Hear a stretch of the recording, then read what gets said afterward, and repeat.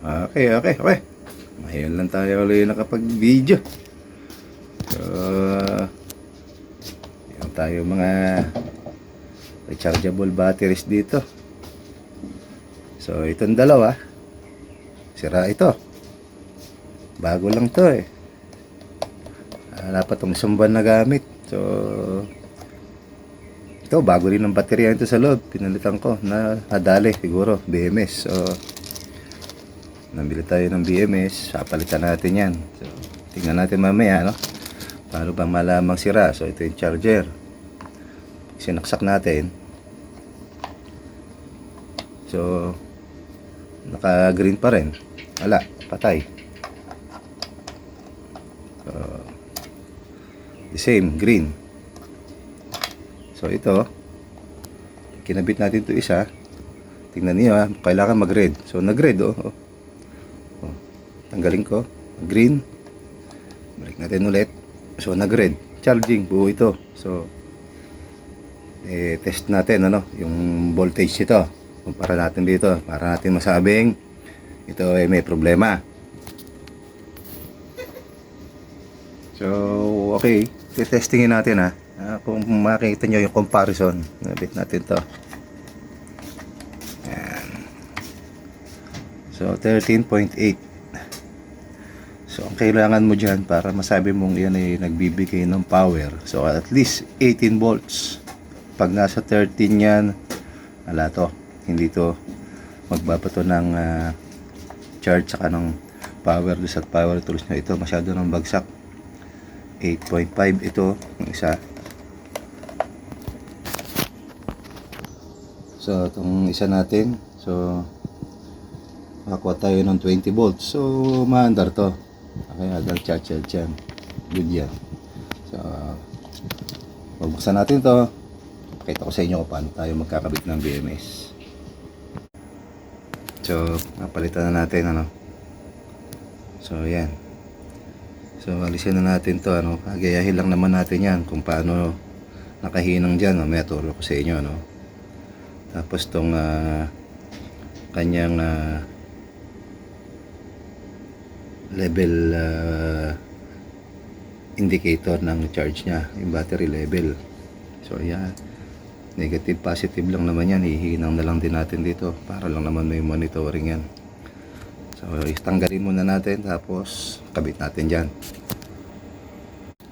So explain ko muna sa inyo ano, bago tayo magpapalit na ating BMS, dahil tong ating BMS may flow ng wiring yan kung saan tatakbo doon sa ating baterya.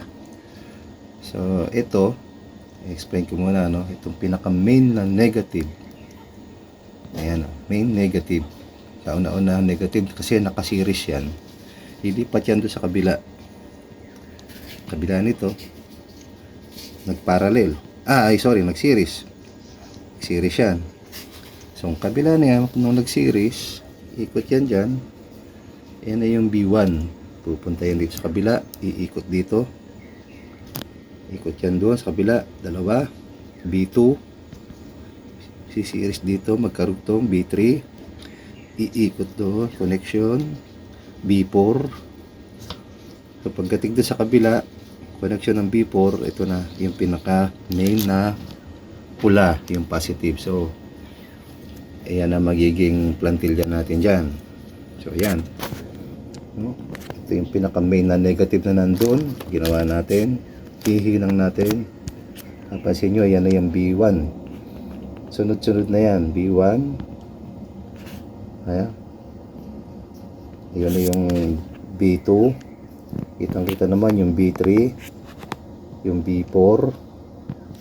Yun o. B4. Tapos yung B positive. Tapos ihinang lang natin itong ating charging indicator dito. Kita nyo naman sa ating kuan, yung negative sa kabila ay positive. B3, B positive, B2, B4. So yun, clear na. Hinangin na natin at nang test na natin ano, isa-isa. Hindi ko na ipakikita kung paano natin hihinangin. Basta pattern lang naman yan. So ito, napalitan na natin. Nahinang ko na. So ito yung kanina, ito yung inulis natin dyan. So ito, yun. So tingnan natin. Ito magcha-charge na. Saksak natin. Yun o. Ito yung nag-red na. So kumakarga na. Okay. So, check natin yung voltage. So charging right now. Check natin yung ating voltage kung ilan na. So 16 na. Okay na.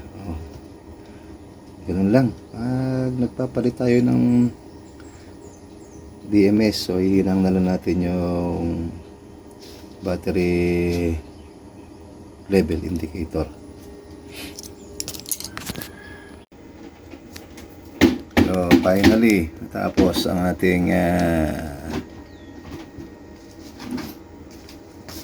pagpapalit ng BMS.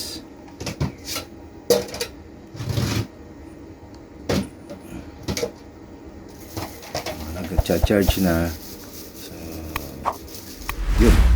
Okay. Talagang wala. Lobat yun. Lobat. So yan na. Okay na to. Good na. Charge na.